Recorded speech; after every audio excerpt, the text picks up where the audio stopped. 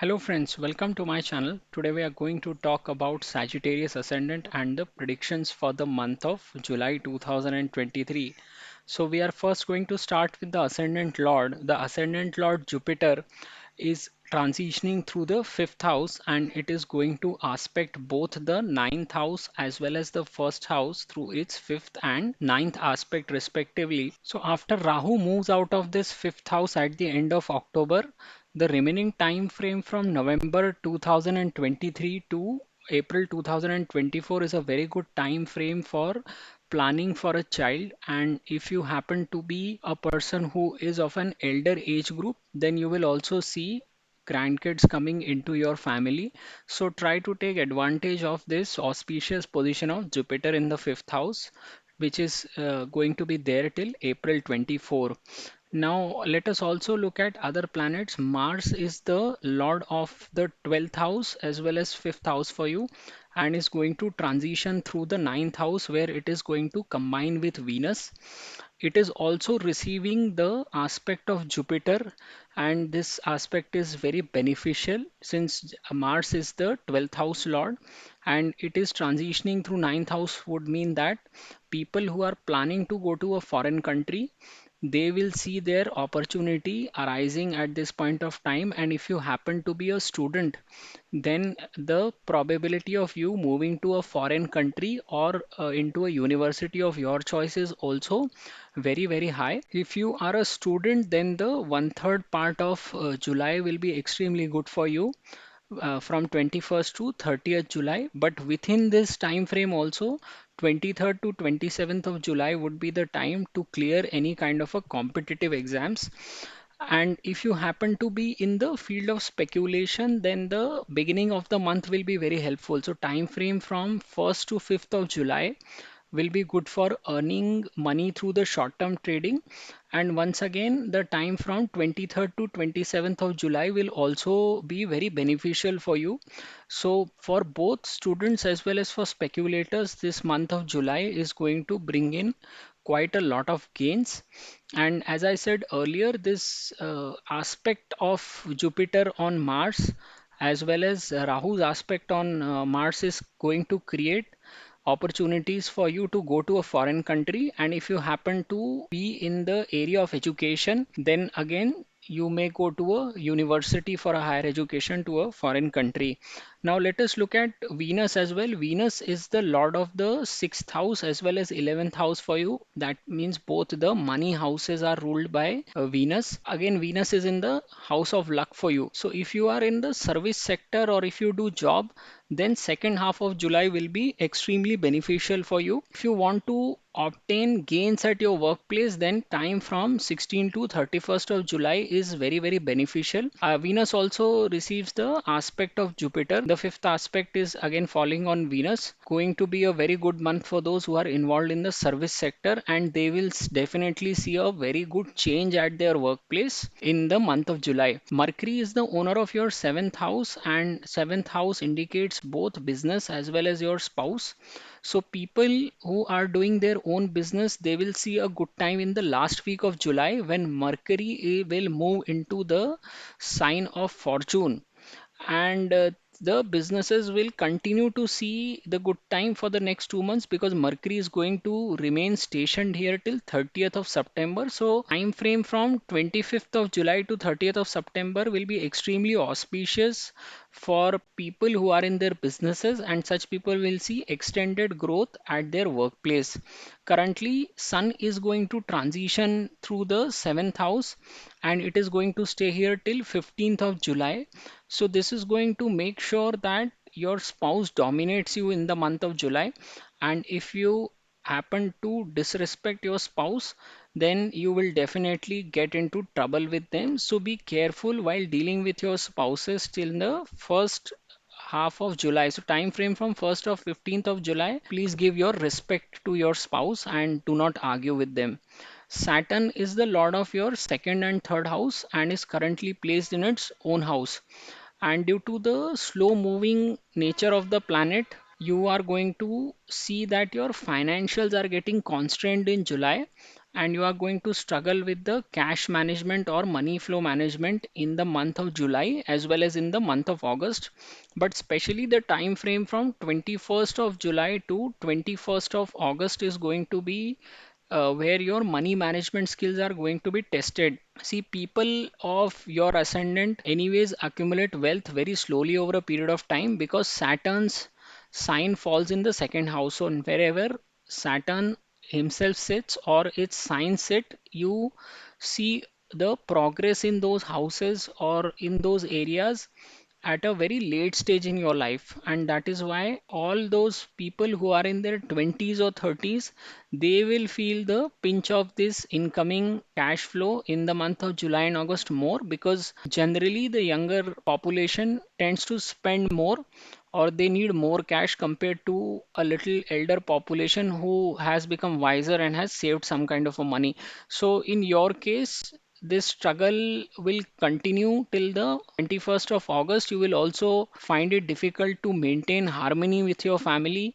Some of you might even get into arguments with your family member during this time.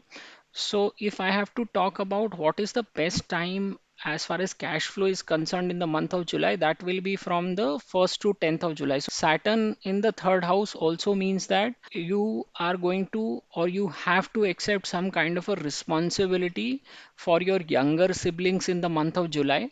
And if you avoid this responsibility, then things will become more difficult for you as far as the family response is concerned. So Saturn expects you to pick up these responsibilities and carry them on till the middle of 2025. So if you look overall, it's a decent month for you because the ascendant lord is in the fifth house, and as a result all the people who are in education or who have a learning mindset, they will be immensely benefited from this kind of a position. But at the same time, students and speculators and all those who want to go to foreign country, they will also see a good time in the month of July. So that's the overall summary for the Sagittarius ascendant people. And if you have liked my video, I would request you to subscribe to my channel, and thank you very much for watching. नमस्ते दोस्तों, मैं प्रसाद जोशी अपने channel में आपका स्वागत करता हूं। आज हम जानने का प्रयत्न कर रहे हैं कि धनु लग्न के लिए जुलाई 2023 का महीना कैसे निकलेगा। देखिए, धनु लग्न के लिए जो लग्नेश गुरु हैं वो पंचम भाव से भ्रमण कर रहे हैं। यहाँ पर राहु के साथ इनकी युति हो रही है। गुरु यहाँ पे बैठ के अपनी पंचम दृष्टि से नवे भाव को और नवम दृष्टि से लग्न स्थान को देखेंगे, तो पूरा त्रिकोण गुरु अपनी दृष्टि और अपनी उपस्थिति से कवर कर रहे हैं और सारे ही भाव 1 5 9 बहुत शुभ कहलाते हैं। तो गुरु जब भी पंचम भाव में आता है तो आपके लिए एक सीखने का मौका बनता है, विद्या ग्रहण के मौके बढ़ते जाते हैं। हालांकि यहाँ पर राहु के साथ युति हो रही है तो थोड़े तो गुरु के परिणामों पर राहु अपना प्रभाव छोड़ेगा ही, लेकिन गुरु की दृष्टि हमेशा जो है वो प्रोटेक्टिव कहलाती है। तो यहाँ पे आपके नवम भाग्य और आपको दोनों को ये प्रोटेक्ट करते रहेंगे अप्रैल 2024 तक। अब जितने भी लोग संतति प्लान कर रहे थे उनके लिए बहुत अच्छा समय है, खास करके जब राहु यहाँ से निकल जाएगा अक्टूबर के अंत में, तो नवंबर 2023 से लेके अप्रैल 2024 तक का समय बहुत अच्छा है अगर आप कोई भी कंसेप्शन रिलेटेड चीज कर रहे हैं तो। उसके अलावा अगर आप थोड़ी बढ़ती उम्र के भी हैं तो भी आपके घर में पोते पोतियां वगैरह इस समय में आ सकते हैं। तो ये गुरु का हमको ऐसे स्थिति में लाभ उठाना चाहिए, और जितने भी लोगों का संतति प्लानिंग का कुछ चल रहा है मन में, उनके लिए ये बहुत अच्छा समय है। अभी देखिए, मंगल आपके पंचम भाव के स्वामी बनते हैं और वो भी नवम भाव में बैठे हुए हैं, और उन पर गुरु की पांचवी दृष्टि पड़ रही है, तो पंचम भाव का स्वामी भी प्रोटेक्ट हो रहा है। यहाँ पे मंगल शुक्र के साथ युति करेंगे। जितने भी लोग पंचम भाव से जुड़ा हुआ एक प्रोफेशन करते हैं, यानी कि वो शिक्षा के क्षेत्र से जुड़े हुए हैं, सट्टेबाजी से जुड़े हुए हैं, क्रिएटिव काम करते हैं, कोई भी आर्टिस्टिक काम करते हैं, एंटरटेनमेंट सेक्टर से जुड़े हुए हैं, ये सब लोगों के लिए जुलाई का महीना बहुत अच्छा निकलेगा। अगर आप स्टूडेंट हैं तो आपके लिए जो लास्ट का पार्ट है जुलाई का, यानी 21 से 30 जुलाई तक का समय बहुत अच्छा है, और उसमें भी अगर हम बात करें तो 23 से 27 जुलाई तक का समय सबसे बढ़िया है कोई भी कॉम्पिटिटिव एग्जाम क्लियर करने की दृष्टि से। शेयर बाजार से संबंध रखते हैं तो 23 से 27 जुलाई का समय आपके लिए भी अच्छा है, और उसके अलावा महीने का शुरुआत भी बहुत अच्छा समय है। तो 1 से 5 जुलाई तक का समय शेयर मार्केट की दृष्टि से भी बहुत अच्छा है आपके लिए। और अगर आप देखेंगे तो यहाँ पर राहु भी फॉरेन एलिमेंट्स को दिखाता है, उसकी भी दृष्टि मंगल पे पड़ रही है और मंगल आपके 12वें भाव का भी स्वामी है। तो यहाँ पे जितने भी लोग विदेश जाना चाहते हैं उनके लिए इस तरह का कॉम्बिनेशन क्रिएट होता है, क्योंकि 12वें भाव के स्वामी पर राहु की दृष्टि पड़ना यानी और साथ में गुरु की भी दृष्टि पड़ रही है। तो इसका मतलब है कि जितने भी लोग फॉरेन जाना चाहते हैं उनके लिए फॉरेन जाने के बहुत मौके बनेंगे जुलाई के लिए। और चूंकि नवा भाव इन्वॉल्व है तो जितने भी लोग हायर एजुकेशन से कनेक्टेड हैं यानी पोस्ट ग्रेजुएशन के लिए जाना चाहते हैं, पीएचडी करने जाना चाहते हैं, तो उनके लिए भी ये बहुत अच्छा समय है जुलाई का, अगर फॉरेन जाने की दृष्टि से देखेंगे तो। अभी शुक्र आपके 6वें और 11वें भाव के स्वामी बनते हैं, दोनों ही भाव से आप पैसे भी देखते हैं, लाभ देखते हैं, और 6वें भाव से आप जॉब्स भी देखते हैं। तो जितने भी लोग यहाँ पर सर्विस क्षेत्र से जुड़े हुए हैं या नौकरी पेशा लोग हैं उनके लिए कार्यस्थल पर चमकने की दृष्टि से आप देखेंगे तो सेकेंड हाफ ऑफ जुलाई यानी 16 से लेके 31 जुलाई तक का समय बहुत बढ़िया रहेगा, जब ये अपने कार्यस्थल पर अपना नाम और पहचान बना सकेंगे। क्योंकि यहाँ पे जो षष्ठेश हैं उस पे गुरु की भी दृष्टि पड़ रही है पंचम, तो ये समय काफ़ी अच्छा रहेगा सेकेंड हाफ जैसा मैंने बोला, और आपको अपने कार्यस्थल पे डेफिनेटली कोई बहुत अच्छा चेंज होता हुआ दिखेगा, जिससे कि आप लाभान्वित होंगे, यानी कि जिसे हम कहते हैं positive change at the work place, वो आपके लिए होगा जुलाई के सेकेंड हाफ में। बुध आपके लिए देखिए दोनों 7वें और 10वें भाव के स्वामी बनते हैं, तो व्यापार से संबंधित भाव में बुध आपके इसके रूलर बनते हैं, लेकिन ये अभी अष्टम भाव से भ्रमण कर रहे हैं।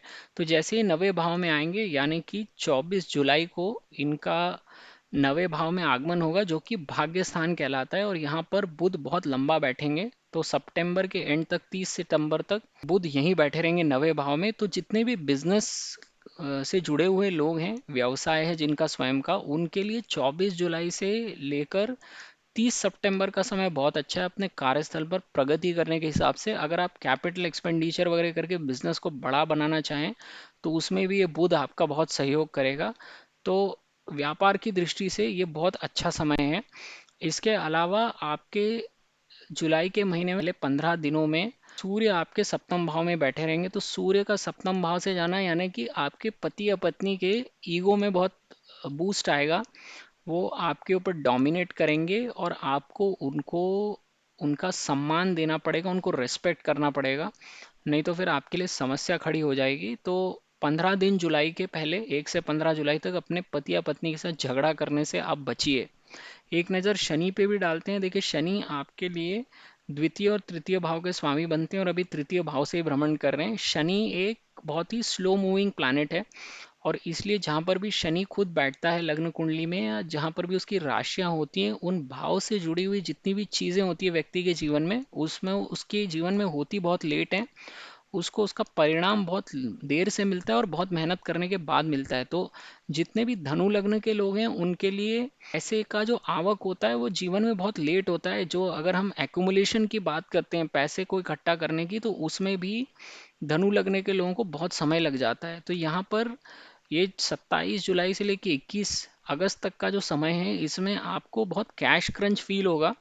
इस समय में आपके जिसे हम मनी मैनेजमेंट स्किल्स बोलते हैं वो उसकी परीक्षा है आपकी, ये समय कि आप कितने अच्छे से अपने कैश फ्लोज और फाइनेंसेस को मैनेज कर पाते हैं। तो ये इस समय में जितने भी लोग 20s या 30s में हैं, देखिए जब व्यक्ति यंग होता है तो ऐसा उसको खर्च करने की आदत भी ज़्यादा होती है। ये मैं ज़्यादातर युवाओं की बात ही कर रहा हूँ जो कि इस तरह का काम करते हैं। सेविंग उनकी बहुत लेट शुरू होती है, तो यहाँ पे चूंकि उनको पैसे की दरकार होती है और यहाँ पे कैश उनको उतना मिलेगा नहीं, तो उनको ये चीज़ ज़्यादा चुभेगी। जो थोड़े से 40s में है 50s में उनको उतना फ़र्क नहीं पड़ेगा, लेकिन यंगर पॉपुलेशन को थोड़ा सा इस समय में तकलीफ होगी। जो भी धनु लग्न के हैं उनको थोड़ा सा कैश के हिसाब से जो समय है वो क्रंच वाला है। इसके अलावा शनि ये चाहता है कि आप अपने छोटे भाई बहनों की जिम्मेदारियां उठाएं, और 2025 तक का समय ऐसा है जब तक आपको अपने भाई बहनों की, खास करके छोटे भाई बहनों की जिम्मेदारियों को उठाना पड़ेगा। और इससे अगर आप बचेंगे तो आपके लिए फैमिली में सरदर्दी शुरू हो जाएगी या परिवार वालों के साथ आपके वाद विवाद शुरू हो जाएंगे, इसलिए बेटर है कि आप इन जिम्मेदारियों को उठाएं। तो ये समरी है आपकी इस महीने की। तो मैं रिक्वेस्ट करूंगा आपसे कि आप मेरे चैनल को ज़रूर सब्सक्राइब कीजिए, और ये वीडियो देखने के लिए मैं आपका धन्यवाद करता हूँ।